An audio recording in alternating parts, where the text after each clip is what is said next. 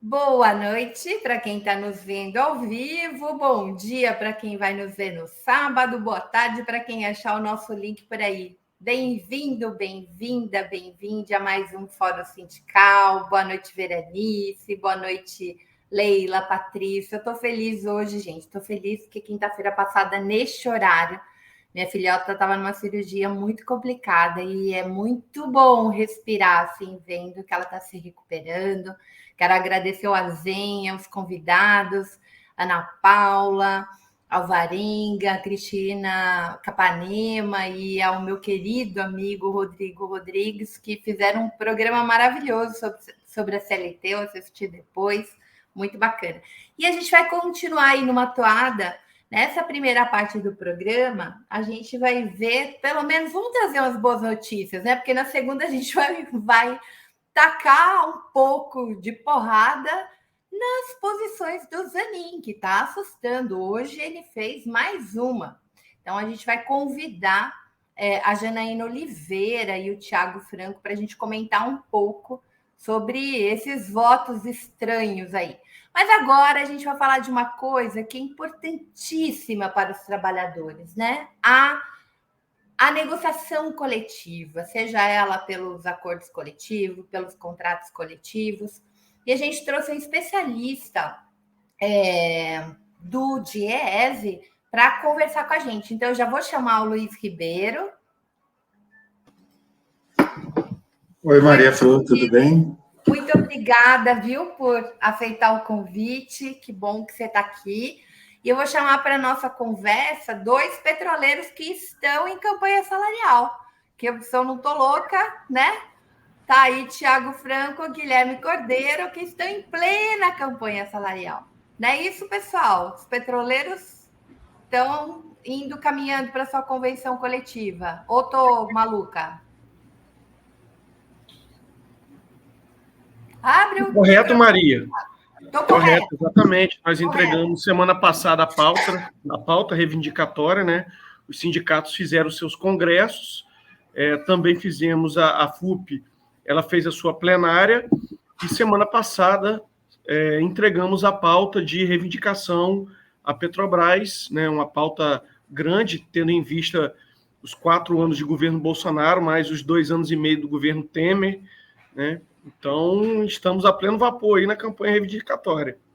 Os bancários também, né?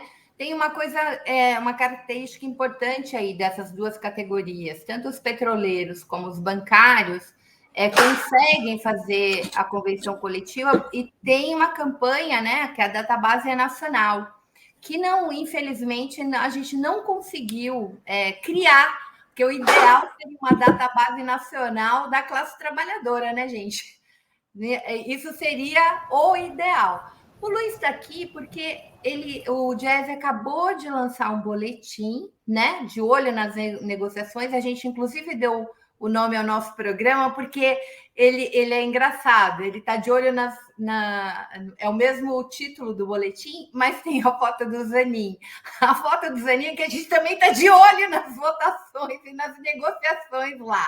Então, está tudo no mesmo contexto. O trabalhador está de olho em tudo isso. Luiz, vamos começar. Eu queria colocar aí uma questão que eu acho importante. Quando eu olhei o boletim, falei, nossa, que bom, respiro. Mas é um respiro, né, Luiz? Porque do golpe para cá, daí logo vem Temer, já vem a reforma trabalhista, o que a gente viu foi uma queda muito grande, né? Uma ampliação da precarização, o negociado sobre o legislado, aquela confusão toda, mais de 100 artigos da CLT indo para o quinto dos infernos, né? E aí, na sequência, a gente tem um governo profundamente autoritário que persegue as organizações sindicais, né? Tem vários, os petroleiros, por exemplo, mexeu, estavam com ameaça de demissão sumária, atacou-se imensamente a liberdade sindical. E ainda tivemos a pandemia, que precarizou ainda mais e ampliou o desemprego, a reforma trabalhista que prometia ampliar emprego, ampliou o desemprego e fez cair a massa salarial. Então, eu queria começar conversando sobre isso. Como é que a gente sai desse nó? O que você está vendo, Luiz, quando o Diese fez a análise agora das negociações, sejam ela convenção ou acordo? O Luiz vai explicar isso para a gente, pessoal. O acordo coletivo, como eu disse para vocês, as categorias como a dos bancários, a dos petroleiros, faz isso nacionalmente, consegue a mesa de negociação da representação, por exemplo, da FUP, consegue dialogar direto com a Petrobras, né?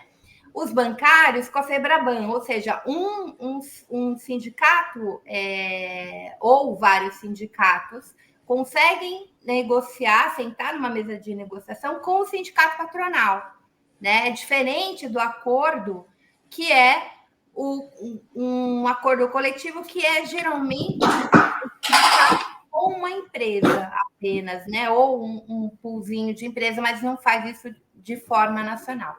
Então, Luiz, eu vou deixar, já falei muito, mas coloquei aí algumas questões que eu acho que nos interessam. E depois eu quero ouvir os petroleiros, porque, assim, outra coisa importante que eu acho da gente refletir, os petroleiros acabaram de dizer o seguinte, ó, nós fizemos nossos congressos e fizemos o congresso da FUP, ou seja, todos os sindicatos dos petroleiros fizeram seus congressos. E aí, houve base, estabelece a pauta a partir do quê? A partir de uma discussão lá na base. Então, a mesa de negociação, ela começa na campanha salarial, ela começa lá no chão de fábrica, se é que a gente pode dizer isso, né? E depois ela vai lá para o pau, porque a mesa de negociação não é simples também, mas ela vem legitimada pelos trabalhadores da categoria. Isso é muito importante, porque às vezes o sindicato pode ou não pode a pauta reivindicada, né? Vai ter que ceder em algumas coisas, enfim. Então, é bem importante que a gente olhe as negociações a partir da campanha toda que foi feita antes de sentar na mesa, né? Isso legitima a pauta dos trabalhadores. Luiz, é contigo. Boa noite, Maria Flor. Boa noite aos companheiros, o Tiago, o Guilherme. É um prazer estar aqui com vocês. E você tem toda a razão, Maria Flor, das várias questões que você levantou, desde a questão da reforma trabalhista, a questão do golpe, a questão do acordo, da convenção, é exatamente isso, né? Um acordo, vou pegar por esse ponto, começar por aí, né? Um acordo é realmente aquele contrato coletivo que é assinado com empresas, né? Um sindicato negocia diretamente com a empresa e a convenção coletiva é o instrumento coletivo, é o contrato coletivo que é assinado com o sindicato patronal. A segunda diferença é que o acordo, então, ele está restrito a uma empresa, né, ou às empresas que assinam, e a convenção coletiva, não, ela está abarcando toda uma categoria, né, que é o ramo a qual pertence o sindicato patronal.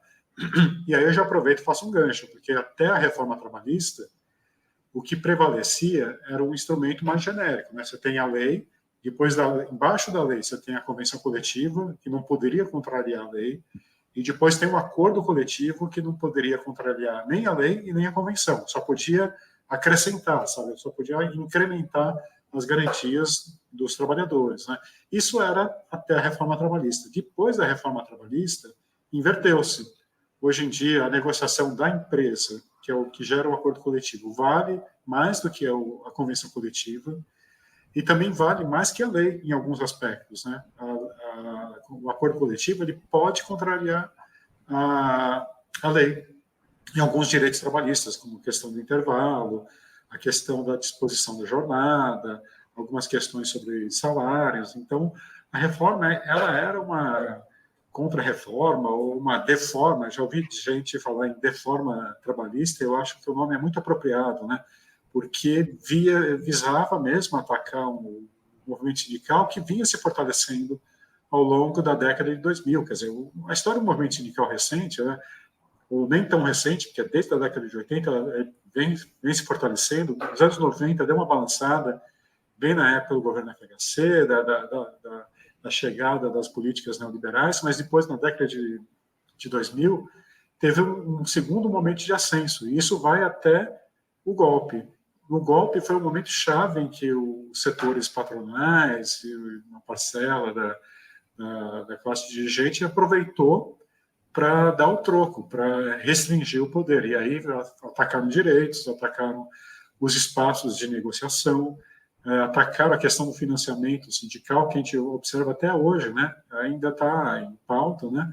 Recentemente existe uma discussão, toda uma discussão sobre a medida que o Ministério do Trabalho está propondo, que é a regularização da taxa negocial, que muitos de má fé falam que é a volta do imposto sindical, e não é disso que se trata, né?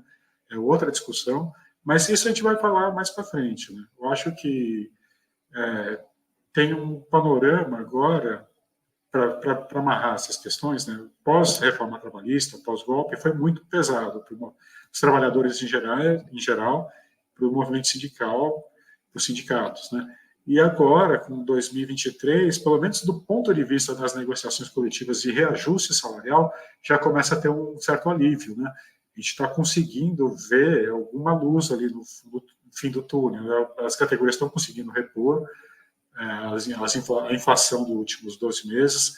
Algumas categorias estão com ganhos expressivos, assim, mais de 5%, às vezes mais de 10% acima da inflação, porque estão repondo as perdas da pandemia. Então, tem um cenário que aparentemente é positivo. Do ponto de vista da negociação dos reajustes salariais, é positivo, né? Luiz, você preparou, inclusive, uma apresentação para a gente para mostrar isso, né? Eu gostaria que Antes disso, Thiago e Guilherme, vocês querem fazer uma pergunta específica ou querem ver a apresentação para a gente dialogar depois? Acho que podemos ver a apresentação. Tá. Gui, bota no ar. Então, o Luiz vai explicar para a gente os gráficos. Essa apresentação ela acabou ficando mais longa do que eu imaginava, mas eu vou pular alguns gráficos. Vamos começar por esse. Daqui, ele é um panorama das negociações dos últimos 15 meses, né? 15 datas bases, né? Cada barra desse gráfico corresponde a uma data base, né? A primeira barra é maio de 2022, a última é julho de 2023. E ela está dividida em 3 cores, né? A parte vermelha corresponde ao percentual dos reajustes que não conseguiram a reposição da inflação, segundo o INPC. Então, usando o INPC como inflação. A parte amarela corresponde ao percentual de reajustes que tiveram ganhos iguais ao INPC, ou seja, conseguiram pelo menos a inflação. E a parte verde corresponde ao percentual das categorias que tiveram ganho real, ganho acima do INPC. Então, quando as barras em que a parte vermelha predomina, quer dizer que são as datas bases em que os reajustes foram mais insuficientes, né? Mais categorias tiveram reajustes abaixo da inflação. Por exemplo, ali, a primeira barra, a gente observa em maio de 22, 46,7% das categorias com data base em maio de 22 tiveram perdas, né? Não conseguiram repor a inflação. 41,7% conseguiram pelo menos a inflação e 11,6% tiveram ganhos reais. Então, esse é para maio de 22. O que a gente observa quando a gente olha a todas as barras, né, no conjunto? A gente percebe que vai aumentando aquela parte do gráfico que é verde, ou seja, mês a mês, mais categorias vêm conseguindo ganhos reais. É uma tendência que a gente observa desde meados do ano passado, de recuperação do poder de negociação das categorias, né? A gente pode passar o próximo gráfico, por favor? Gui, passa. Aqui, nesse gráfico, é que as letras ficaram muito pequenas, mas eu vou explicar. A parte amarela é o percentual de negociações em 2023, aí a gente está considerando de janeiro a julho, né, que tiveram reajustes igual ao INPC. A parte verde é os que tiveram aumento real e a parte vermelha os que tiveram perdas. Mas aí você tem várias faixas, né? São faixas de ganhos, né? Quanto mais para a direita, aqui, maior é o faixa de ganho. Quanto mais para a esquerda, maior é a faixa de perdas em relação ao INPC. Então, a gente observa que são poucas as categorias em 2023 que tiveram perdas, né? E as perdas são um pouco significativas, estão mais próximos ali do meio, ou seja, estão mais próximos do INPC. Quem teve perda, teve poucas perdas. E o que a gente observa de curioso é que quem teve ganhos significativos, né? Por exemplo, ali a gente vê a maior barra verde, é aquela que está indicando 24,1%. 24,1% tiveram ganhos reais de 1 a 2% acima do INPC. Então, esse é um outro dado indicativo importante das negociações deste ano, que não só a maior parte das categorias vem obtendo ganhos reais, como esses ganhos são expressivos, né? E ali, lá no finzinho, por exemplo, eu tenho 2,6%, 2,5%, eu não estou vendo direito, que tiveram ganhos reais acima de 5%, ou seja, tem categorias expressivas, né, um número expressivo, né, que tiveram ganhos de 5% acima da inflação. Então, esse também é um quadro que a gente observa em 2023. A gente pode passar para o próximo gráfico? Aqui é a variação real média. A variação real média é um indicador que a gente construiu que é a média simples, né, de todas as variações reais. A gente pega quem teve perda, que é um valor negativo, a gente pega os que tiveram reajustes iguais ao IPC, que vai dar, então, uma variação real de 0, e os que tiveram ganho, a gente vê quanto foi o ganho, faz uma média simples. Isso acaba sendo um indicador do desempenho das negociações data base a data base. E aqui é de janeiro a julho de 2023, e a gente observa que esses ganhos, né, o ganho médio, vem crescendo, né? Então, é um indicativo de que as negociações estão ficando cada vez melhor ao longo desse ano. A gente sai de um patamar de 0,7% médio de ganho em janeiro para um patamar de 1,95% na média. 1,95% é um padrão alto para as negociações no Brasil, falando em média, né? Mesmo no período de melhor desempenho das categorias, historicamente, que eu acho que foi 2012, que foi o melhor ano das negociações no passado, a gente não chegou a 2% de média de ganho real. Então, o julho já está indicando um patamar equivalente ao melhor período da década de 2000 ou 2010, né, que foi o ano de 2012. Né? A gente pode passar para o próximo gráfico, por favor? Luiz, deixa eu só fazer uma observação. Isso Sim. tem relação direta com a volta da valorização do salário mínimo, né? Exato. As pessoas costumam falar, eu não ganho salário mínimo. A gente vive repetindo isso aqui, que o salário mínimo é a maior negociação coletiva do planeta. Porque ele atende só, né? A faixa salarial do Brasil é muito baixa, né? Muito baixa. E ele atende milhões e milhões de pessoas. Mas o fato do salário mínimo aumentar faz com que as demais categorias que não ganham salário mínimo também exijam aumento. Então, aumentar o salário mínimo é melhor para todo mundo, né? Tem muitos efeitos positivos, né? Talvez seja a melhor política de redistribuição de renda a ser adotada no país é a política de salário mínimo, porque vai diretamente para os trabalhadores mais pobres, né? E eu me refiro a trabalhadores e trabalhadoras, é claro, então, são ambos, né? E tem umas coisas curiosas da particularidades do mercado de trabalho brasileiro que explicam esse efeito, né? Os salários no Brasil são muito baixos, né? Dependendo da categoria, então o piso é quase igual, se não for igual ao salário mínimo. Então, quando a gente vê esse movimento de valorização do salário mínimo, é como se fosse uma maré subindo, sobe todo mundo junto, ele empurra para cima. É um efeito positivo. Então, tem um fator que é de dinamizador da economia, né? Mais renda no bolso do trabalhador e da trabalhadora, vai dinamizar a economia, ela vai pressionar as negociações das categorias que têm salários mais baixos. Às vezes é uma categoria que tem pouco poder de negociação, né? pouco poder de mobilização, não porque o sindicato seja fraco, mas às vezes é uma característica do mercado de trabalho, né? Às vezes você tem um tipo de vínculos muito precários que impede uma mobilização, uma greve. Então, o salário mínimo vai trazer esses efeitos e vários outros positivos. E aí, basta lembrar que esse ano nós tivemos dois reajustes acima da inflação. Um em janeiro, que já estava previsto no ano passado, e um segundo agora em maio. Então, eu acho que, quando a gente olha por data base, em maio, junho, julho, que tiveram resultados ótimos, eu acho que tem, sim, aí um fator chave assim, da valorização do salário mínimo. Legal. Gui, volta lá, que ele estava explicando, eu interrompi de curiosa. Aqui eu vou passar rapidamente, porque senão a gente perde também o tempo do diálogo. A gente para conversar com os nossos colegas aí. Então, você tem aqui uma distribuição por região geográfica, norte, nordeste, centro-oeste, sudeste e sul, né? Mostra que tem um desempenho mais ou menos uniforme, né? Não tem uma região que ficou muito ruim, a outra ficou muito boa. Todas tiveram um desempenho muito parecido, tirando talvez a região sul, em que é quase insignificante o número de categorias que não conseguiu o INPC. Tirando esse detalhe, as outras regiões têm um desempenho positivo, né? Quase parecido. Então, esse é um dado. Aí, se a gente puder passar para o próximo gráfico, a gente vai olhar a distribuição por setores, né? Eu destaquei os setores principais. Aí você tem comércio, indústria, serviços e rural. A gente observa que o desempenho também é muito parecido e por incrível que pareça, não, mas assim, uma característica de 2023 que é diferente do que a gente veio observando nos últimos anos é o setor de serviços. Serviços tende a ser o pior na comparação, né? Porque reúne algumas das categorias mais fracas, né? Ou de trabalhos mais precários, de vínculos mais precários, né? Então, os serviços, neste ano, têm um desempenho muito bom.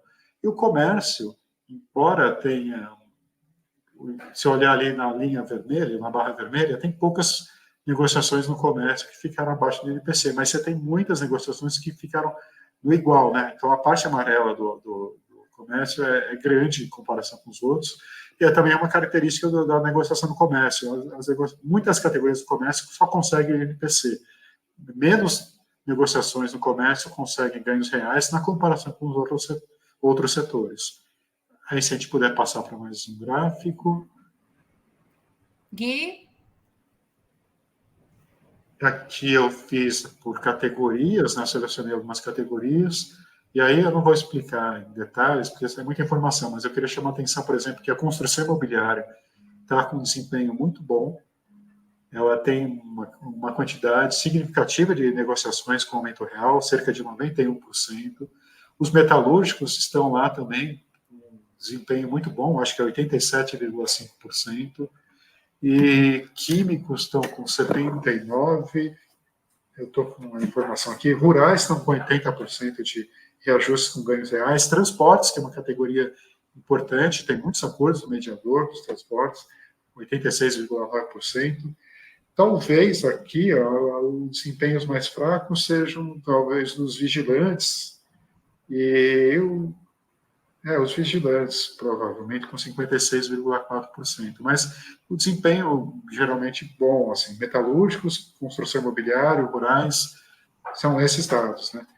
E aí... De comunicação também, né? Teve uma barra grande. E gráfico. Comunicações, né? Comunicações teve 46% com aumento real, né? E um percentual significativo de reajustes abaixo do INPC, que é 18,8% nas comunicações. Né? Se a gente puder passar para o próximo, mas passa para o outro, por favor. E só o seguinte, não, é esse daí mesmo. Esse daqui eu já estou pegando por anos, aqui é para ter uma ideia por anos, né? Aqui está pegando os dados do mediador, que a gente passou a acompanhar desde 2018, né? Que contempla todas as negociações no Brasil. A gente observa que de 2018 até 2021 foi ladeira abaixo, né? Só piorou, ano após ano, as categorias foram tendo mais perdas, mais categorias foram tendo perdas.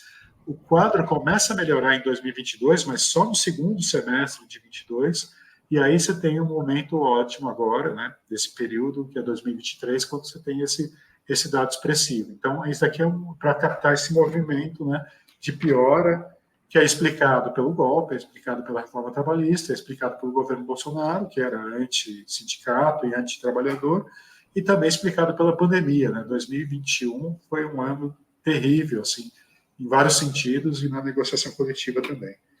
E aí eu só queria passar mais um gráfico. Não, é melhor, acho que a gente pode encerrar por aqui.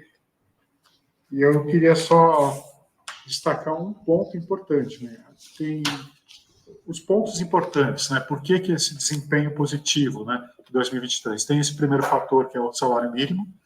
Tem um segundo fator, que é a questão da inflação. A inflação está em patamares muito baixos, né? Isso favorece muito a negociação.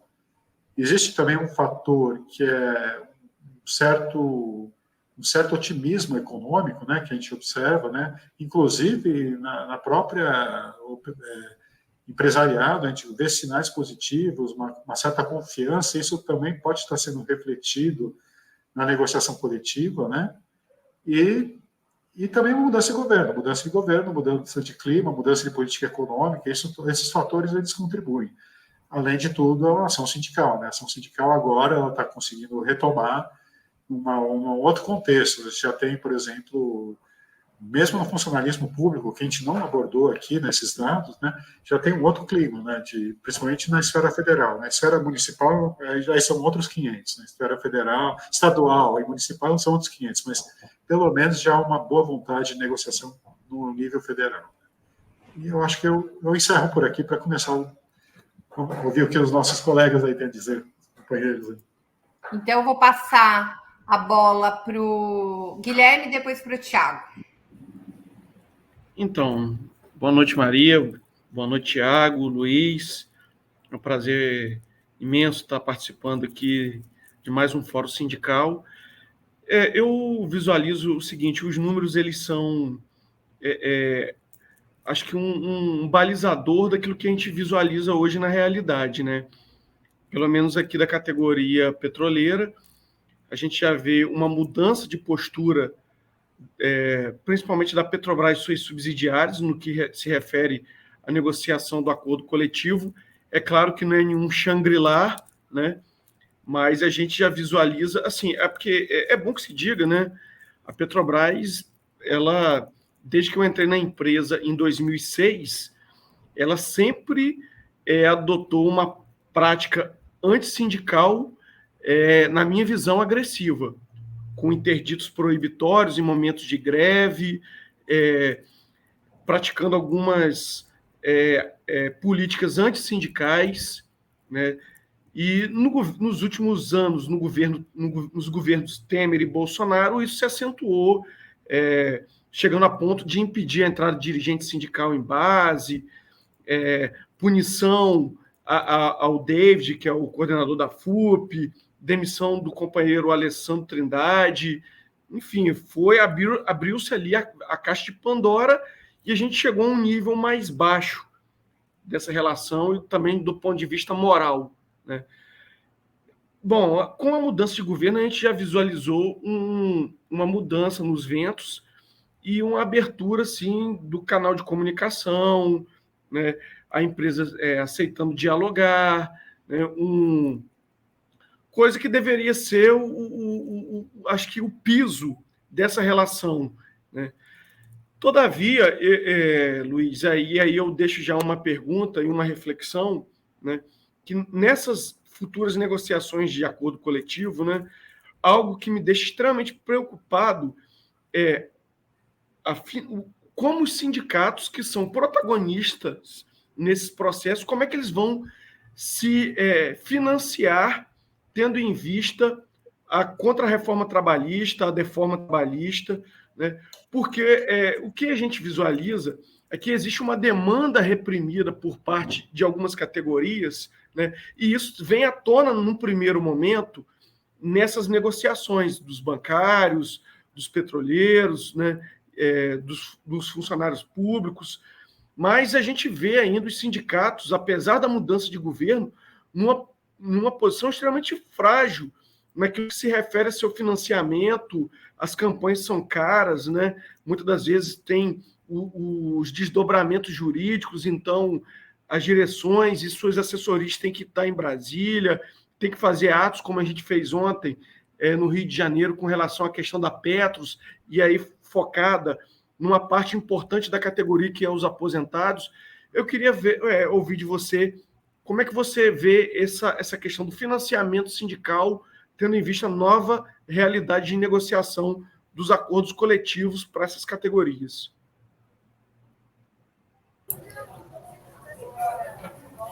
Eu respondo agora ou o Thiago? Quer complementar, Thiago? Que a gente vai ficar com o Luiz até 19h15, mais ou menos. Tá, então eu queria fazer uma intervenção também e para deixar uma pergunta do final para o Luiz. Queria ir para o outro lado também. Eu acho que o Guilherme fez um apontamento muito interessante sobre a questão do autoritarismo na relação de trabalho, que aí ele pôs nessa questão da relação com o sindicato, mas eu queria levar isso também para a relação da empresa com o trabalhador diretamente, isso aí não só na Petrobras, mas eu acho que também esse ar que a gente respira diferente também é um ar ainda com um tour autoritário muito grande do período que passou, mas também a gente conseguir boas negociações também indicam um ar mais respirável nesse sentido. E nesse sentido, a gente nem tem falado muito, Maria Flor, de campanha salarial. A gente tem feito tanto, nesse nosso processo de escuta das bases, vieram tantos reflexos na saúde, na qualidade de vida, né, nas próprias condições, né, de trabalho das pessoas que trabalham na Petrobras, que a gente identificou no próprio acordo coletivo, né, no conjunto dos direitos que a gente tem com relação à empresa, diversos pontos em que todo o desmonte que a gente teve tem esse reflexo. A gente pode falar, por exemplo, o aumento da terceirização faz com que se tenha nesse ambiente de trabalho um fator de opressão que é acentuado e que a proteção aos prestadores de serviços decaiu muito, então a gente também nesse acordo coletivo a gente reforça, né, a nossa vanguarda mesmo, e usando a nossa capacidade de mobilização para proteger outras pessoas da força de trabalho da Petrobras, mas que não são protegidas pelo nosso acordo de trabalho. A questão do assédio sexual, acho que foi muito visto aí também, né, como as mulheres sofreram com isso. De todos esses encontros que tiveram, a gente teve um encontro gigantesco, um encontro que reuniu o maior número de sindicatos de petroleiros e petroleiras de todos os tempos, que se encontrou aqui na cidade de Cajamar, onde elas também fizeram todo um plano muito robusto de proteção a vítimas de assédio sexual no trabalho. Né? Eu coordenando também o coletivo LGBTQIA+, a gente também trouxe demandas, né, de atendimento, inclusive, do processo transexualizador, de ser totalmente coberto. Eram demandas que não estavam, não só do que a gente perdeu, mas coisas que a gente não conseguia colocar para trazer os debates, pela extrema ignorância que você tinha do outro lado da mesa de negociação, mas como também a gente, muitas coisas a gente acabou perdendo, tanto de reajustes salariais, quanto desse desmonte dos direitos, para a gente conseguir ter um avanço muito grande foi na questão da garantia de emprego. A gente trocou alguns direitos exatamente para ter essas cláusulas no nosso acordo coletivo.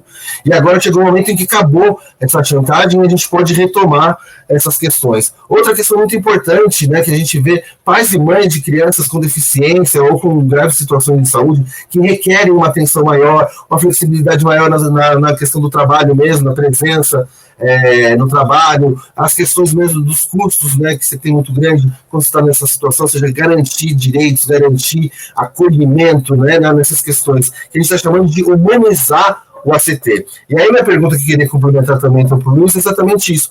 E como que a gente quantifica isso, né, nesses avanços dos direitos sociais que são para além, né, no que a gente pode chamar de salário indireto, ou que seja para além dessa questão mais do reajuste fino? Como que no DIEES vocês trabalham para tentar mensurar esse tipo de questão? Bem, são questões muito importantes, né? Eu vou tentar amarrar, eu acho que tem uma ligação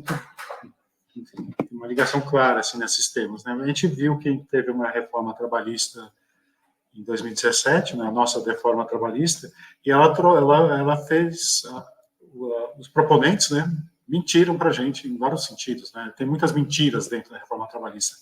Uma delas, a Maria Flor já falou, né, ela prometia gerar emprego e não gerou, pelo contrário, e quando gerou, era um emprego muito precário, precarizado, né. E outra coisa que a gente poderia destacar como uma das mentiras da reforma trabalhista é de que ela incentivava a negociação coletiva, né? Havia essa promessa de que era preciso dar mais espaço para a negociação coletiva, era preciso incentivar a negociação coletiva, que os trabalhadores diretamente com os patrões, eles iam resolver questões, que a lei era um entrave, que a CLT era muito antiga. Então tinha uma série de mentiras, porque se ela dizia que ela queria incentivar a negociação coletiva, por outro lado, ela foi tirando as condições dos sindicatos fazerem a negociação. E aí entra a questão, por exemplo, do financiamento, né? Ela restringiu, ela acabou com a obrigatoriedade da contribuição sindical, que parte do movimento sindical defendia, né? De fato, achava que era uma coisa que deveria ser superada, mas não da forma como foi feita, que é sem colocar nada no lugar. E a gente viu que, na verdade, sendo criados vários empecilhos, né? Via no STF, via no Tribunal Superior do Trabalho, via legislação para restringir a questão do financiamento. E sem financiamento não tem movimento sindical que atue. A nossa estrutura sindical, a nossa negociação coletiva, ela funciona da seguinte maneira: você tem um sindicato que ele detém o direito, a prerrogativa de negociar por toda a categoria, sejam os trabalhadores filiados ou não ao sindicato. E ele fecha, o sindicato faz todo um trabalho de negociação, de preparação de campanha, levantamento de pauta, para fechar um acordo. Mas esse acordo não é grátis, sabe? Os liberais não falam que não existe almoço grátis. Bem, não tem acordo grátis, né? Porque tem trabalho ali. É um trabalho que precisa ser remunerado. E a taxa negocial, que é o que o Ministério do Trabalho está propondo agora, e muitos sindicatos defendem, é a regularização exatamente disso. O acordo vale para todo mundo. Existiu um acordo firmado, ele tem que ser financiado, tem que ser custeado. Nada mais justo do que cobrar uma taxa negocial e mantendo o direito de oposição, que também está previsto na proposta. Né? Mas existe muita má-fé nesse debate hoje em dia, ou existe muito desconhecimento, e quando não é desconhecimento, é má-fé em relação a essa discussão das contribuições assistenciais. Né? Aliás, Luiz, uma tarefa aí para os sindicalistas. O que está rolando no TikTok de vídeos, não sei se de ignorância ou dentro desse sistema, né, de criação de mentiras, um ataque violento tanto ao governo Lula como ao movimento sindical, sempre naquele registro: olha só quanto que vai ser o imposto sindical, que a gente conseguiu acabar, etc, etc. Então, acho que é importante lidar, aquele gráfico que o Luiz traz, mostrando de 2018 até agora, eu acho que ele é muito importante para a gente fazer esse debate, né? Sim. Concretamente, olha o que é você financiar seu sindicato, né, para que ele lute por você, e o que é você destruir o sindicato, um governo que destrói o sindicato, que não pode resistir, né, a tantos ataques. Desculpa, parei. Não, mas é isso mesmo, você tem toda a razão. E tem outro aspecto, que é o que o Thiago apontou agora por último, que não é, a negociação coletiva não é só reajuste e piso, né? A negociação coletiva envolve muitas outras questões, né? Por exemplo, os bancários, o Thiago falou de assédio sexual, eu estava conversando com um amigo na subseção dos bancários, ele lembrou para mim como os bancários conseguiram colocar uma cláusula na convenção de assédio sexual. E um pouco também foi em razão das ações do ex-presidente da Caixa Econômica Federal, né? Esse deu o argumento, porque era para mostrar o quanto era necessário ter uma garantia contra o assédio sexual. E aí, assédio moral também, e outras. Mas as convenções, elas trazem várias garantias importantes. Às vezes, um direito que se torna lei, né, ela nasce da negociação coletiva, porque ela começa a aparecer com uma demanda concreta do chão da fábrica, que aí depois ela vai se disseminando por outras categorias e ela alcança um certo reconhecimento entre as partes, aí ela vira um projeto de lei de algum deputado que pode ser aprovado e virar uma lei. Né? É um processo que vem de baixo para cima, é um processo construído na base. Recentemente, a gente produziu um estudo sobre cláusulas LGBT, que a gente vai publicar ainda esse ano. E a gente descobriu coisas muito importantes, muito interessantes, né?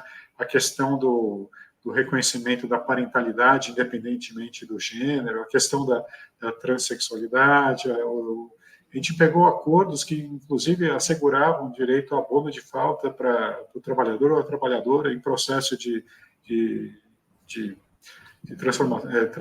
transexualização, não sei como, desculpa, eu não lembro agora qual é o termo, mas você tem muitos avanços, coisas até inusitadas, né? A questão do direito ao vestimento, a questão do direito ao uso do vestiário que é mais adequado, o direito do nome social, e também tem a questão, tem outras questões que aí já não são LGBT, mas, por exemplo, a questão dos PCDs são muito importantes, né? Já tem a lei das cotas, que a reforma trabalhista visou alterar ou flexibilizar, mas os acordos estão aí, os acordos assegurando até coisas mais avançadas, o direito a um abono de falta para uma reparação das próteses e órteses para o trabalhador ou para o dependente dos trabalhadores, né? Então, tem uma série de garantias que aparecem nos acordos, né? E tem o fator coletivo. O sindicato é o espaço do trabalhador se reconhecer, né? É o espaço onde ele descobre que aquele probleminha dele não é um probleminha dele, é um problema coletivo. E onde ele consegue vocalizar, ele consegue dar uma expressão para um problema, e é onde ele vai ter um espaço, né? Mas não, agora a gente está saindo desse período autoritário, né? Teve uma reforma trabalhista que prometia aumentar o espaço de negociação, que a negociação no caminho, mas aí, por um lado, atacava os sindicatos, e por outro, essa cultura que se criou durante o governo Bolsonaro, que é uma cultura autoritária, uma cultura de saco cheio, eu vou fazer do meu jeito, e eu quero que o mundo se dane, né? Um autoritarismo que vai se refletindo no empresariado. E a gente viu esses empresários que apoiaram o golpe e tal, esses caras não estão dispostos a negociar. E é essa cultura que a gente tem que desconstruir. A gente tem que colocar uma nova cultura de colocar, de fato, o trabalhador e a trabalhadora na construção de um projeto nacional, de um país mais justo, um país mais igualitário, um país mais democrático. É isso aí. Você falando, eu me lembrei daquele caso de Limeira, que eu fiquei muito assustada, minha gente, porque o menino, o jovem, é Fernando, acho que o sobrenome dele é Fernando, ele é um conselheiro municipal, e ele vai na Câmara, que é o lugar do povo se expressar, né? Quem está ali, vereador, é representante dele, e ele foi fazer o quê? Cobrar campanhas, né? Promessas de campanha. E ele recebeu como ameaça a voz de prisão. Este nível do autoritarismo que você olha e fala, minha gente, o que está havendo? Então, assim, e às vezes a gente vê isso também, né? Contaminando a classe trabalhadora. Eu fico pensando aí, Thiago, como numa categoria majoritariamente masculina, deve ser difícil fazer o debate com a própria categoria das questões LGBTQIA+, e do assédio sexual das mulheres, né? Apesar dos petroleiros serem muito conscientes, uma boa parte sim, não é simples. Eu vejo que, por exemplo, categorias que têm muito mais mulheres, o debate, e elas participam da mesa de negociação, essa é uma outra questão, né? As mesas de negociação costumam ser muito masculinas, né? Você tem pouco para chegar lá na mesa de negociação, você tem pouca mulher, não é muito. Isso também é uma questão que precisa democratizar no sindicato, né? O sindicato ele reflete também isso, então ele precisa crescer aí. Eu vejo, por exemplo, em categorias onde você tem uma quantidade majoritária de mulheres, vestuário, por exemplo. Você tem avanços, quando a gente conversa com a Marcinha lá da CUT São Paulo, é incrível os avanços que a categoria conseguiu em relação à população, por exemplo, LGBT, os trabalhadores LGBTQIA+. Né? Então, isso é bacana da gente refletir. Mas eu estou aqui pensando, hoje eu passei o dia fazendo uma apresentação dos 40 anos da CUT e olhando um pouco década a década e o papel da CUT e o que a CUT estava focando nos seus congressos. Quando a gente vê a eleição do Lula, a gente vê a CUT sai daquela coisa reativa, né, de ficar o tempo inteiro tendo que resistir a ataques neoliberais, as privatizações, etc. E aí vem o quê? Vem o propositivo. Eu acho a CUT uma das grandes responsáveis pela política de valorização do salário mínimo. A gente vê as marchas que a CUT foi protagonista nisso, as outras centrais vieram, né, na esteira, e aí a gente vê isso acontecer, uma formulação, né? Então, quando a gente percebe que os trabalhadores enxergam para além do salário. Salário é importante, claro que é, mas tem muito mais coisas que a gente pode conseguir nos acordos e convenções coletivas que dizem respeito à vida dos trabalhadores, essas condições de trabalho. Por exemplo, negro, para a população negra, para a população jovem, é importantíssimo que as cláusulas tenham, por exemplo, qualificação profissional. né, para as mulheres. Você vê que muitas vezes a ascensão nos cargos depende disso e elas não têm garantido os jovens, os negros, enfim. Então, é muita coisa bacana que a gente ainda tem que discutir, mas a Janaína já chegou. Luiz, eu quero que você me avise quando vocês fizerem esse estudo aí das convenções com recorte LGBTQIA+, para a gente fazer um programa a respeito, porque isso Sim. muito nos interessa. Ótimo, seria um prazer. Vai ser muito bom. Quem te mandou um abraço foi o Rafael Serral. Adoro o Luiz, te mandou um abraço. Luiz, dê seu recado final. Guilherme, dê seu recado final, que eu vou ficar com o Tiago e chamar a Janaína para a nossa segunda parte. Então, Maria, eu sugiro que a gente depois faça um fórum sindical para ver o balanço assim, à frente, quais são o balanço e qual é o processo de aprendizado e visualizando, né, os próximos negociações de acordo. Eu acho esse tema, ele não é um retrato, ele é um filme, né? Após a reforma trabalhista, deforma trabalhista, os sindicatos ficaram numa condição extremamente vulneráveis, vários sindicatos passando por momentos extremamente complicados e difíceis, lutando até pela sua sobrevivência. Então, eu acho esse tema ele transcendental para a classe trabalhadora e para a sociedade brasileira.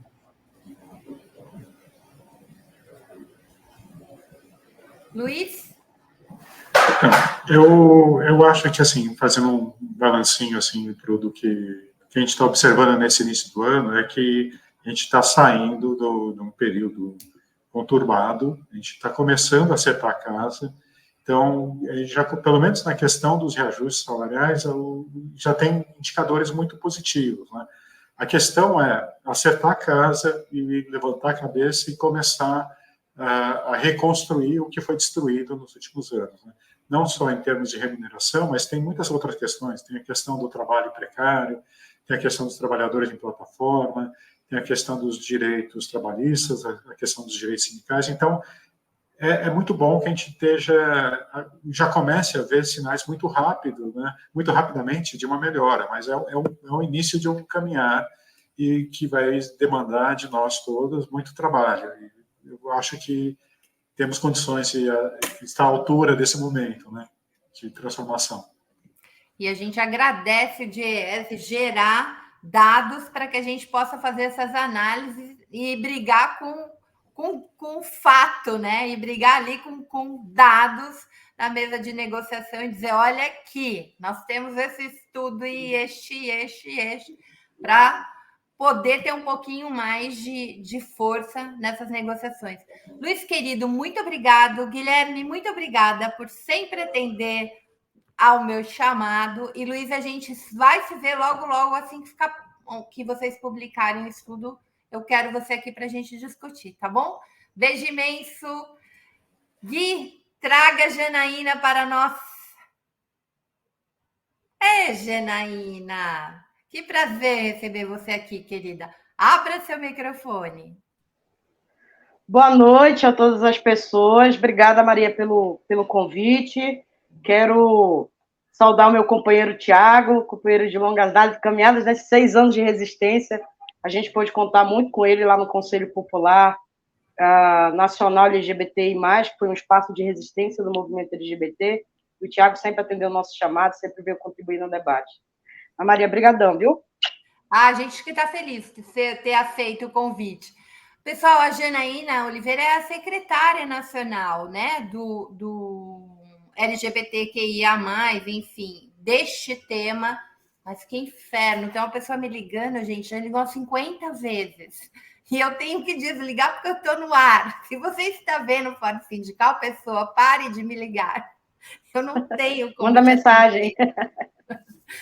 Jan, eu chamei a Janaína aqui, pessoal, por quê? Porque a militância petista e a militância de esquerda, de modo geral, quando o Lula indicou o Zanin, perguntava o seguinte, falava assim, não, o Zanin fez um bom trabalho como advogado em relação ao lawfare, né? De fato fez, lutou anos a fio na defesa do presidente Lula, Mas nós não, além dessa atuação do Zanin, do seu escritório, em relação à defesa do presidente Lula, vítima do lawfare, é bom que se diga, a gente viu um monte de bobagem hoje daquele Malta que tem que nascer mil vezes, para chegar no dedinho, na parte que falta do dedinho mindinho do presidente Lula, entendeu? Nem que ele renasça e reencarne mil vezes, ele vai se igualar, né? Que aqueles estupícios falam um monte de absurdo. Mas a gente sabe qual era a grande questão. A grande questão é o que o Zanin pensa a respeito de questões importantes para a sociedade brasileira, no momento onde o STF ganhou o papel que ganhou no Estado brasileiro, né? O STF ganhou um papel político que é maior, gente, que o Executivo e o Congresso. Ele teve nas decisões mais centrais para o bem e para o mal. Então, assim, é muito importante saber quem a gente vai provar. Como o Zanin é muito novo, o Zanin tem uns 30 anos de casa de STF. Eu queria que o Guilherme colocasse um quadrinho que o Mauro Lopes fez, eu pedi para ele, vou usar aqui, que são os 4 votos, inclusive, porque ele votou hoje também, minha gente. Então, ó, desde quando o Zanin entrou, ele não tem nem um mês ainda, ele entrou agora em agosto. Ele votou contra a aplicação do princípio de insignificância para 2 homens que furtaram objetos de valor inferior a R$100. Minha gente, o Zanin vai condenar aquela mãe que pega um pote de margarina no supermercado para dar pão para os filhos? Como é que é isso? O Zanin foi a favor de os juízes poderem julgar casos de escritório onde trabalham seus parentes. É uma loucura isso. Ele, no mínimo, precisa se considerar impedido, mas ele votou a favor disso. O Zanin votou contra a equiparação de atos de homofobia e transfobia ao crime de injúria racial. E hoje, o Zanin foi o primeiro voto contra a descriminalização da maconha para uso pessoal, que a votação no STF está 4-1 e foi pedido vistas.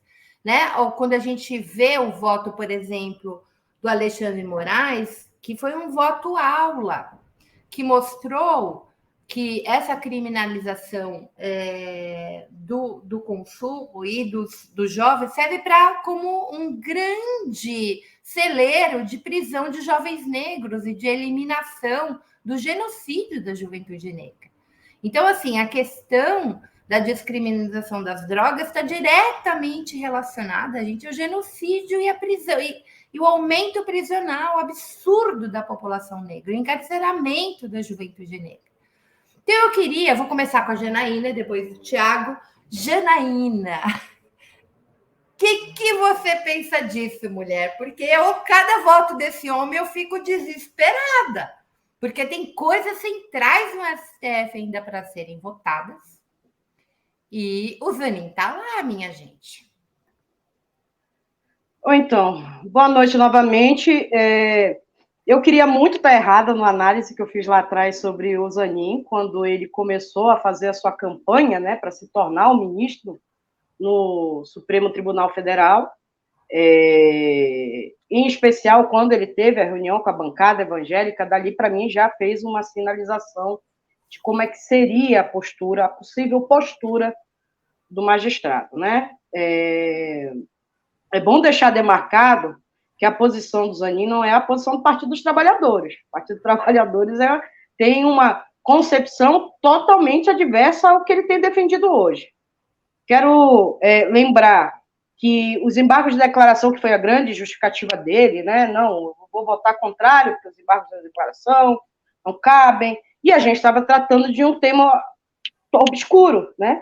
Porque a gente sabe que no país, na nossa legislação, você tem crimes de racismo e você tem crimes por injúria racial. São 2 temas, com 2 matérias, né, que tratam de condições diferentes, uma de forma coletiva e a outra de forma individual. Quando o STF, lá em 2019, reconhece a criminalização, o que a maioria dos juízes entende? Não, eu vou só aplicar nos casos em que a matéria for coletiva. aquela que foi individual não cabe. Então, a justiça começa, nos últimos 4 anos, criar um novo, né? Um novo limbo, e nos casos individuais você não conseguia atuar, conseguia acionar a devida lei para garantir os seus direitos. Então, o Zanin, por si só, na minha opinião, ele podia ter sido o André de Mendonça. Eu louvo até o André de Mendonça. Estou impedido, não tenho condições de dar declaração. Se fosse de fato para, né, apesar da equipe, toda da assessoria dele ter alegado que ele não é contra a pauta, os últimos votos dele têm me dito totalmente. Eu tenho o direito de achar que, né, os últimos votos dele se deram de forma muito equivocada e que, de fato, sobre a pauta LGBTQIA+, ele reproduziu aquilo que se esperava, que seria ou um posicionamento contrário ou uma ausência de posicionamento. Então, acho que é importante deixar claro que ele fez muito essa argumentação e, inclusive, o próprio, eu quero só ler, porque eu quis pegar o final, inclusive, do relato do ministro Fachin, que é, olha, de início explícito que os embargos de declaração são cabíveis para esclarecer a obscuridade, eliminar contradição e erro material e suprir omissão em decisão judicial. Ante o exposto, do provimento aos embargos que foi acionado pela BGLT, né, e que teve o advogado Pauliotti à frente, para sanar a obscuridade com base no artigo 1022, primeiro do Código do Processo Civil, que trata justamente de esclarecer ou eliminar contradições. Então, apesar da explicação toda técnica, foi uma explicação técnica bonita, feita pelo ministro, ela é contraditória para a luta social. A gente viveu 6 anos de um cenário bizarro no país, e que a gente dependeu de fato, em especial a pauta LGBT, porque o ministro Zanin sabe disso, né? A pauta LGBTQIA+, foi a única pauta que teve 100% da sua política destituída, 100%, integralmente, sem nenhum... A única coisa que o Bolsonaro não extinguiu foi a danada do kit gay. Ela nunca existiu, então ele não tinha o que extinguir. Então, nesses elementos todos, de todo esse cenário de terror que a população brasileira viveu, mas que a população LGBTQIA+, viveu, o STF foi o melhor caminho. O STF decide pela criminalização, porque durante mais de 2 décadas o Legislativo nunca definiu algo que pudesse proteger a vida da população LGBTQIA+. E aí, quando você tenta, né, esclarecer essas dúvidas que surgem em outras instâncias do judiciário, o Zanin simplesmente pega o voto dele, usa uma série de jargões técnicos para justificar a posição dele, que, na minha opinião, é uma posição de decisão política e que, politicamente, ele poderia ter feito o entendimento também, diante do que foi apresentado pela BGLT, que havia uma lacuna na lei e que precisava ser... Então, eu quero carinhosamente, de forma muito afetiva, dizer que o Zanin é o pior erro para o cenário brasileiro hoje. É o pior erro para o cenário brasileiro hoje. Eu vou perguntar uma coisa para vocês, quase que é uma provocação. Há o argumento em relação a essa não equiparação, né, da transfobia, enfim, da LGBTfobia à injúria racial, dele foi que não estava na petição inicial, minha gente. Foi um argumento. Não estava na petição inicial, voto contra, é inacreditável. A minha pergunta é o seguinte, ele pode até ser fiel ao Lula, mas ele não é fiel às causas que o Lula defende. Eu queria saber, minha gente, que dedo podre é esse dos governantes petistas para escolher ministro? Porque os melhores ministros que a gente tem naquele STF, incrivelmente, foram escolhidos pelo FHC, que é o Gilmar Mendes, e pelo Temer, que é o Alexandre Moraes. Então, assim, na minha cabeça aqui, juro, eu estou muito chocada. Não é nem técnico, né? Porque a gente olha os argumentos de um Fachin na época da Lava Jato, estava desespero. Não, nem técnico. E, obviamente, a gente está falando aqui de uma cultura de classe. Homens brancos, heteronormativos, da classe média alta, que não tem noção do que é um sujeito que vai parar na cadeia, minha gente, por um furto de menos de R$100. No que isso transforma? Não tem noção do que é o risco de vida dos jovens negros na periferia quando a polícia chega. Então, eu tenho medo do que está acontecendo. Tiago, quero te ouvir também sobre isso. Eu acho que você pegou num ponto muito que eu queria também ter dado destaque, Maria Flor, que é exatamente essa questão dessa visão elitista. Porque ele foi tão sagaz de conseguir enxergar cada movimento do Estado, cada conluio que era feito, né, na perseguição ao presidente Lula, e não consegue ter a visão de que, na verdade, o Código de Processo Penal ele é um grande lawfare coletivo, né, contra a maior parte da população brasileira. Né? A própria forma como o Estado não protege a população LGBTQIA+, né? A partir do momento que você tem números absurdos de assassinatos e você não tem a quantidade de pessoas que vão presas por conta de crimes de ódio a LGBTQIA+, é irrisória, é 1%, né? Ou seja, você tem uma validação dessas violências. Não enxergar isso, como você falou, 2 anos de reclusão para uma pessoa que roubou um material de R$100, sabe? Fazer chegar até o Supremo, né? Esse tipo de situação tinha que ter uma ordem direta da pessoa ir lá e resolver com pequenas causas, um trabalho, né? Se for furto famélico, pedir desculpas para a família, mandar uma cesta básica, ressarcir o mercado e pedir desculpa porque o Estado é causador da situação. Na própria questão, não vi os detalhes da decisão sobre a descriminalização da maconha, mas mesmo a questão, quem trabalha numa boca de fumo, gente, não é um traficante.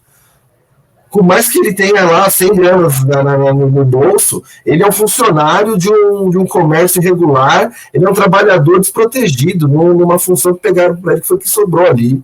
O traficante é a pessoa que comanda, que negocia as grandes cargas, né? E, então, isso mesmo, assim, o que a justiça tinha que fazer é tomar vergonha na cara e provar a relação da pessoa, né, ainda que você considere o vendedor de maconha na boca traficante, tem que provar que ele esteve lá no comércio, não meter um kit flagrante. Kit flagrante é um negócio que todo mundo sabe que se trata, né? Como é que o ministro do Supremo Tribunal Federal não sabe das consequências disso? Como é que ele vai lá olhar de uma forma burra, provavelmente? Porque ele ficou sozinho nessa questão da injúria racial equiparar à injúria LGBTfóbica. Né? Ele foi lá, teve a oportunidade de ser o primeiro a abrir divergência, e todo mundo, assim, né, foi e andou pro argumento dele. Thiago, deixa eu te interromper só um pouquinho, Janaína. Vocês acham? Eu não sei, eu estou aqui tentando entender, raciocinar, porque eu vi o Zanin muitas vezes em reunião de coletivos de comunicação para explicar o que é o lawfare, etc. Tal. E, minha gente, nós, os coletivos de comunicação, somos tudo perrapado, né? Não somos aquele povo chique do Zanin. E não me parecia, né? Ele tinha muita clareza, enfim, do que ele estava fazendo. Vocês acham que isso pode ser uma estratégia? Ó, minha esperança, minha esperança. Isso pode ser uma estratégia do Zanin para falar assim: vocês acharam, né, que eu era um pau mandado, sei lá. Uma estratégia dele dizer assim que ele tem autonomia, ou eu estou viajando assim? Porque, juro por Deus, é tão contraditório para mim um sujeito indicado por o presidente Lula em 4 questões como essas, especialmente a do roubo e a da LGBTQIA+, para mim é demais da conta. Quando a gente pensa na discriminação da maconha, assim, depois de ouvir o voto do Alexandre de Moraes, não é possível que isso não tenha tocado a pessoa. Não é possível, porque assim, o que a gente sabe hoje é que o alimento das facções dentro dos presídios é por aí, porque você joga o indivíduo lá completamente, né, mané, não sabe nem, não tem nada em relação ao crime e vira um empregado do crime para ficar vivo, né, da forma como é o sistema prisional no Brasil. Então, assim, não é possível, sabe? Às vezes eu fico pensando, isso não é burrice. Isso não é falta de inteligência dos dados do país desigual que se está. Qual é a intenção? Outra coisa, o assessor no gabinete do Zanin é um juiz evangélico fundamentalista. Tiago, desculpa o desabafo. Não, tudo bem, eu não vou nem tentar responder, não, viu, Maria Flor, mas eu vou lembrar que o Saulo Ramos, quando teve uma vez que o Celso de Mello foi fazer uma gracinha dessa, né? Falou-se muito na época do julgamento do Mensalão, que ele foi dizer que ele ia fazer um voto, mas mudou porque estava uma expectativa da imprensa, daquilo. Ele virou para ele, desculpa o palavreado nesse horário, Maria Flor, mas foram palavras do Saulo Ramos, o Celso de Mello. Se você faz isso, se você faz o seu voto numa estratégia assim de joguinho de dama, de xadrez, você é uma bosta de juiz. Então, se for isso, também tá errado. Então, eu só deixo para complementar. Não, só uma última que eu queria colocar, que essa questão também é muito importante, a dos Nepo Babies, né, que é poder, o parente. Isso também está na base dessa questão do elitismo.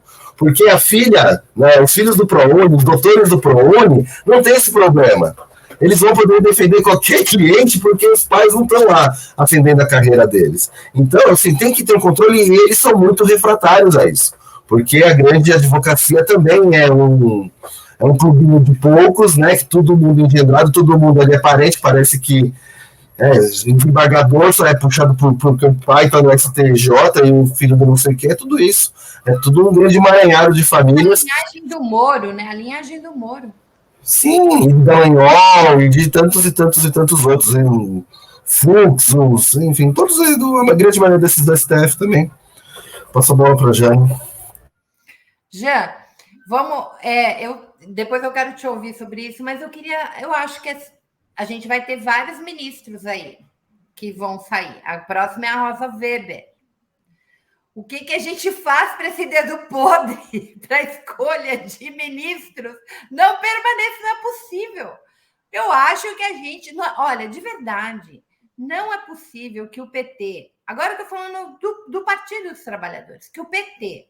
Não, eu me lembro muito, muito, muito do Aragão, do Eugênio Aragão, falando que a diferença, né, dos ministros escolhidos pelo FHC e pelo Lula, ele dizia assim, é que o PSDB tem conhecimento jurídico e o PT, né, não se mostrou com este conhecimento. Mas hoje já temos, gente. Hoje, gente, não só já temos, como a gente tem a capacidade de fazer uma grande pesquisa na vida pregressa desses sujeitos que vão para lá. O que eles pensam e como é que a gente faz indicações melhores, que é essa pressão.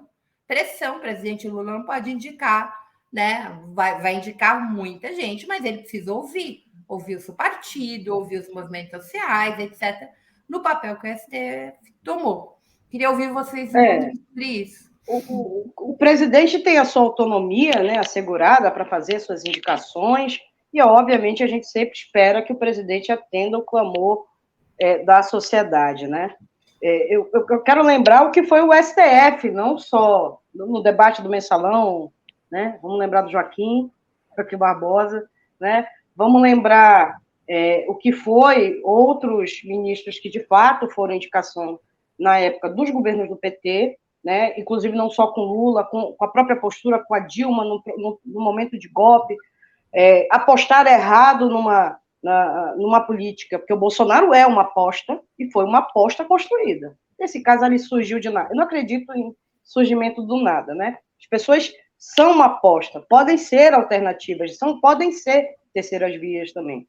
Então, essa aposta entregou o país ao desastre que a gente vivenciou, para, né, o aumento de desemprego, a fome, a falta de um país que lutasse contra a Covid. Então, o que eu preciso dizer às pessoas? Gente, nós estamos num governo que é um governo de coalizão, né? Um governo que tem várias composições, né, amplas, que se unificaram para destruir essa política conservadora que estava estabelecida pelo país. Agora, a gente precisa disputar. E aí a disputar é o seguinte, tem outras vagas, então vamos debater quem são, provocar a presidência da República, provocar o presidente Lula sobre os nomes que estão aí, provocar o parlamento, da esquerda como toda.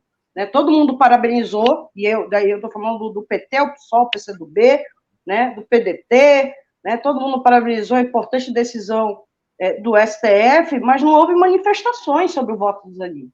Né? Então, inclusive daqueles que detêm o poder, eles também precisam ajudar nesse posicionamento coletivo e conjunto na briga por pessoas que ocupem esse espaço, que tenham um compromisso de entender que o direito, que a justiça, ela não pode ser só positivista. A letra da lei, como cabe, acabou. Eu estou lendo letras num pedaço de papel, de modo frio, sem analisar o impacto na vida das pessoas. O impacto na vida dessas duas pessoas que hoje vão, né, continuar cumprindo uma prisão, porque o princípio da insignificância não se aplicou no olhar do Zanin. Você vai ter a questão da descriminalização não vista como algo emergencial a ser debatido no país, em especial não só, né, usuários, mas quem também precisa, acaba, infelizmente, porque o Estado não consegue dar o retorno devido, esse é o único espaço que torna ainda possível a vida das pessoas, não só da população negra, mas da população mais pobre desse país.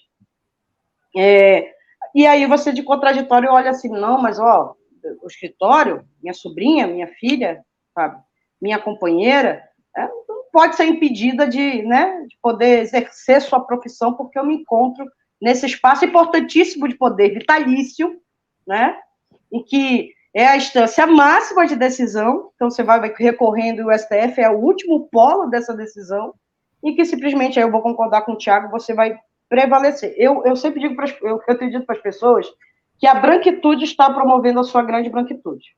Então, o voto do Zanin, essa questão, o PT, o PSOL, o PCdoB, os demais partidos de centro-esquerda precisam ajudar também no sentido, junto aos movimentos sociais, mobilizar. Tem nomes bons aí, tem companheiras, tem mulheres negras sendo colocadas, né? E eu quero também provocar que acho que não é só tem que ser mulheres negras, temos nomes fortes, importantes no cenário brasileiro LGBTQIA+, que acho que a gente também tem que apresentar, tem que provocar. A gente não pode deixar de disputar, não pode achar porque é o governo Lula que a gente não tem que fazer a disputa, que também não tem que dialogar, que vai esperar que ele sempre faça todas as escolhas certas sozinho. Então, acho que a gente lembra, ele sempre diz isso, né? Me cobrem. Então, acho que cabe agora a nós cobrar. Sim. Eu queria fazer um comentário de Joaquim Barbosa, porque eu me lembro muito bem, na época da indicação do Joaquim Barbosa, por isso que eu estou dizendo, a gente precisa investigar a vida pregressa, né? E ouvir. Porque, tanto no caso do Joaquim Barbosa como do Fachin, eu me lembro que teve contribuições aí do movimento social para a escolha. Mas no caso do Joaquim Barbosa, especificamente, eu me lembro das mulheres que se opuseram. Porque não basta ser negro, não basta ser mulher. Tem que ver se tem compromisso com o que vai, né, representar.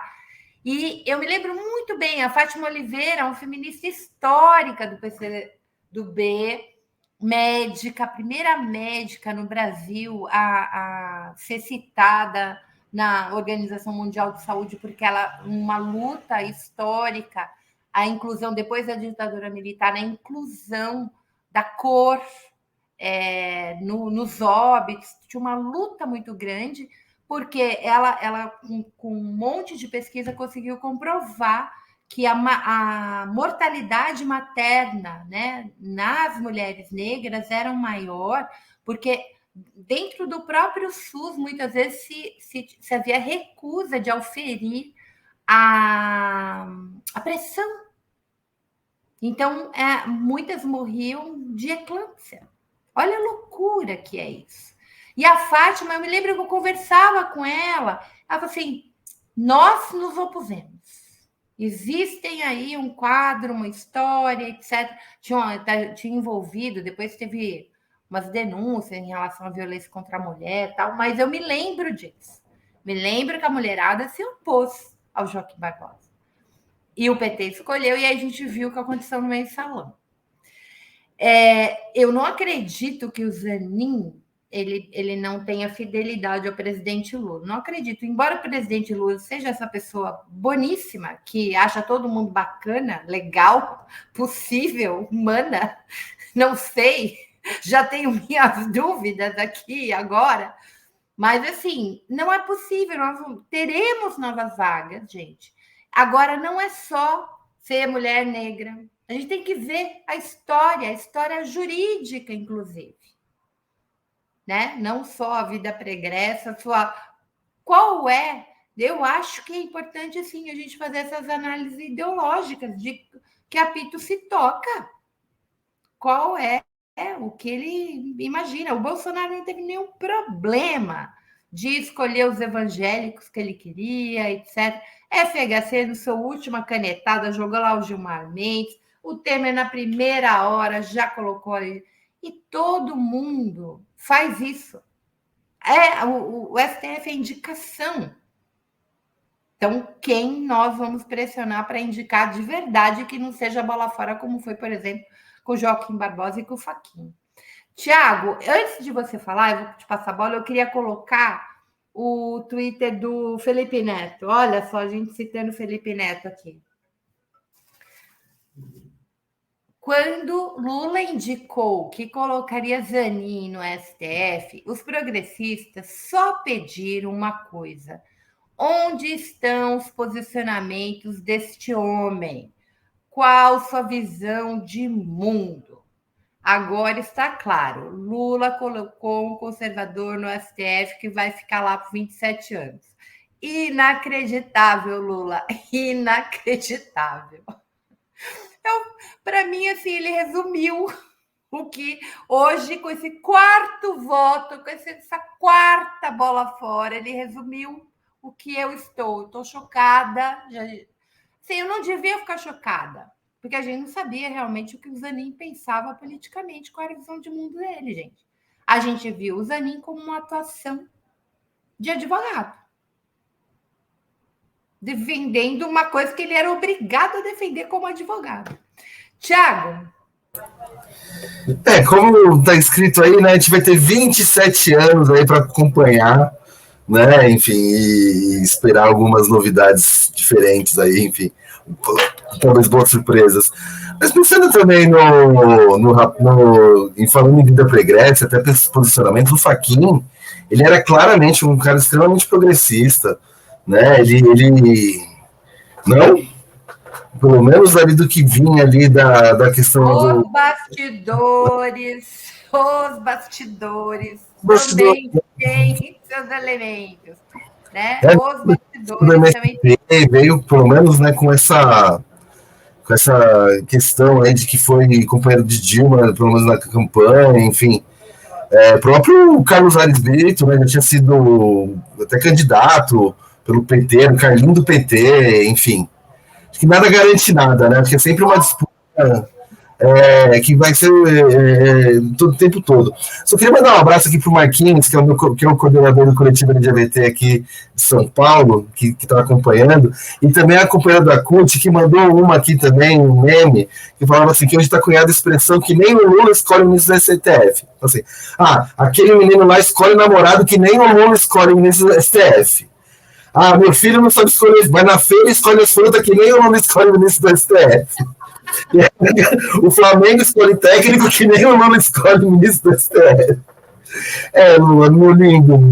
Acho que essa daí vai ter que entrar aí, né, pro imaginário popular, porque essa aí realmente não tem dado muito certo.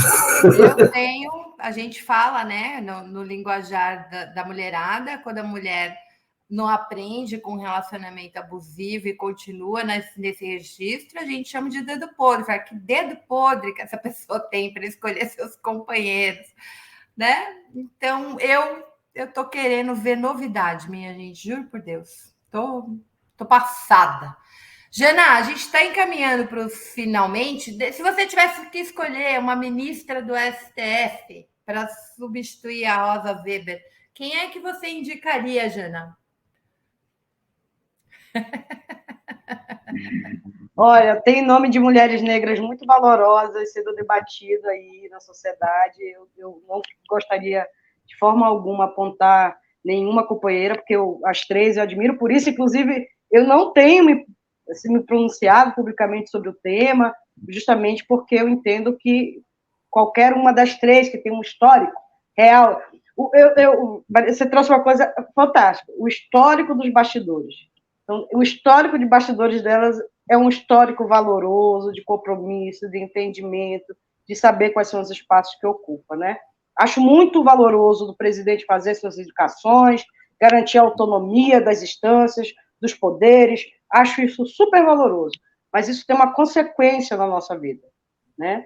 Eu não tenho dúvida que o Zanin fez o papel dele, de defender o Lula, né? Afinal, foi pago para isso, mas, para além disso, nós precisamos de um ministro do STF que consiga entender que, né, o que interessa é defender os interesses da população.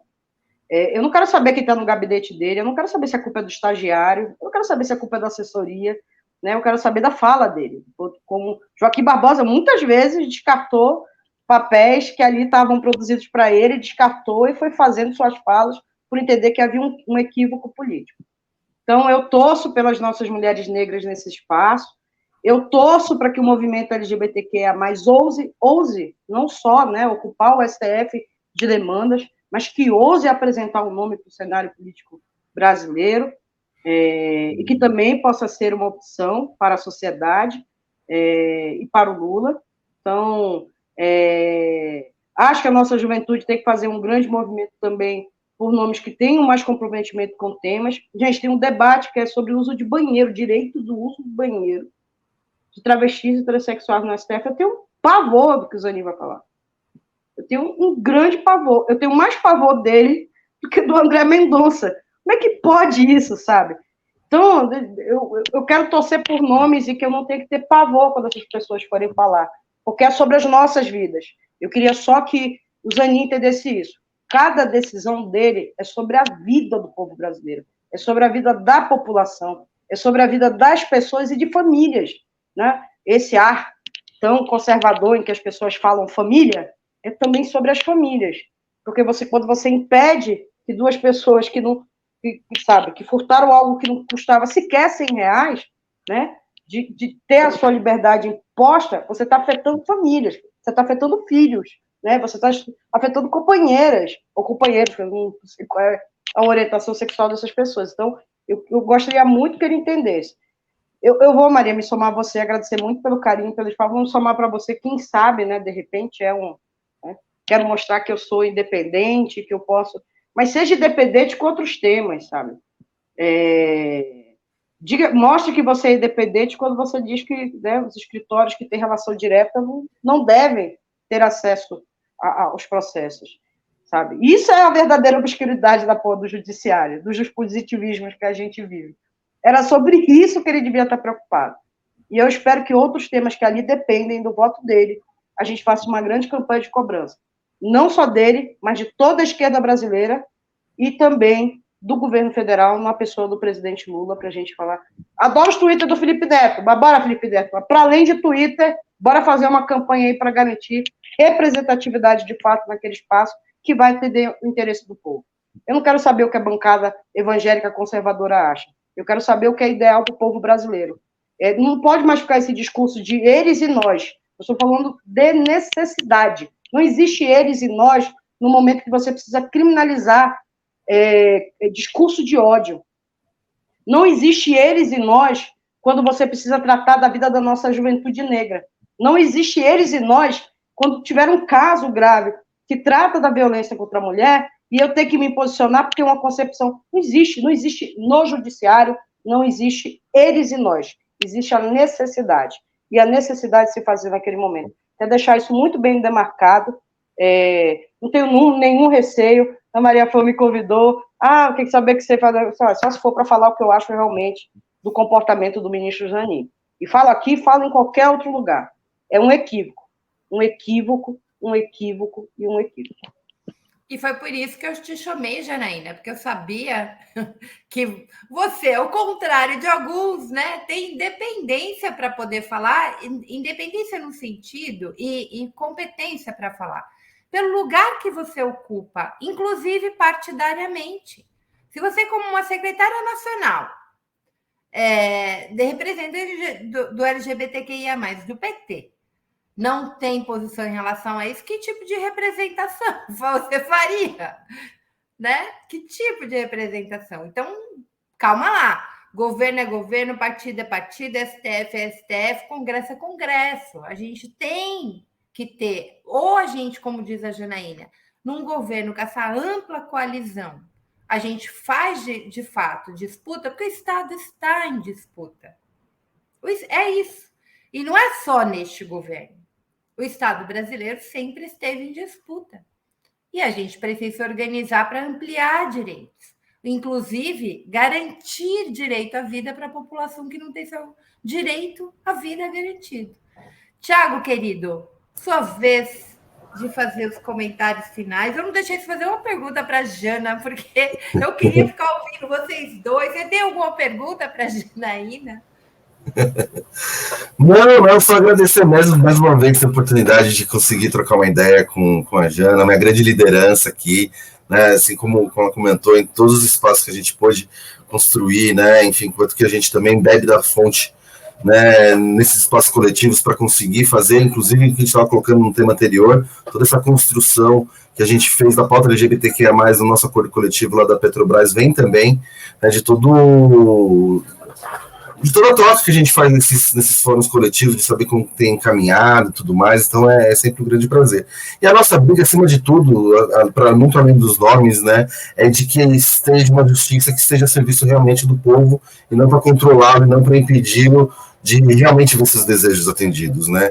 Essa é a grande questão. E não vai ser, né, com os hereditários das capitanias jurídicas, desde que existe tribunal e que existe um judiciário lawfare contra o povo brasileiro. Exatamente, quando o próprio Estado é uma grande máquina de lawfare que é alimentada e que sustenta e deixa eles ricos, né? Como você vai falar para eles abrirem mão, né? Então é uma grande luta mesmo para a popularização, acho que faz parte, né? Os doutores do ProUni, aí, filhos das empregadas, dos pedreiros e tudo mais, também vai dar uma contribuição muito importante, acho que a entrada, né, o conhecimento jurídico vai se refletir, mas a gente também precisa, com muita pressão política também, acelerar esse processo, porque essas capitanias hereditárias aí do judiciário estão colonizando demais o povo todo brasileiro, por conta da elite que comanda essas capitanias, né? Um beijo, obrigado pela oportunidade da conversa aqui com vocês, meus amores. Eu que agradeço. Jana, eu quero você mais vezes aqui no Fórum Sindical. A gente sempre traz aí uma discussão. Que bom que eu tenho seu contato agora para a gente ficar trocando figurinha. O Tiago, é sempre um prazer recebê-lo. E gente querida que nos acompanhou até agora, que bom estar com vocês mais uma quinta-feira. Que bom com essa cara feliz, porque minha filha está se recuperando bem, né? Porque a gente também tem isso aqui, ó, nos bastidores tem uma mãe, né? Tem alguém muito preocupado com a saúde da mulher, que necessariamente a gente acumula tanta coisa, né? Fica com tantas lutas e chega uma hora que a gente precisa parar e cuidar daquilo que está próximo e que só você pode fazer. Então, hoje eu estou bem feliz de estar aqui com vocês, porque a minha pequena está bem, está se recuperando. Então, é maravilhoso estar aqui agradecendo especialmente. Saúde, Veranice, saúde para os nossos filhos, saúde para os filhos do Brasil, né?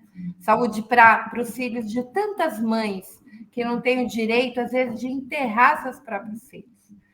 Eu não dou conta da gente chegar em pleno século XXI e a gente está aqui pertinho de casa com a chacina do Guarujá, não dou conta com as chacinas da Bahia, minha gente, não dou conta, chega, a gente precisa mudar esse quadro, a gente está reconstruindo esse país, a gente tem que reconstruir as bases da segurança pública e da justiça desse país, que está servindo só para capitania hereditária jurídica, como diz o Tiago, para fazer lawfare contra o povo brasileiro. Beijo imenso, até a semana que vem e bora para a luta, porque é muita luta.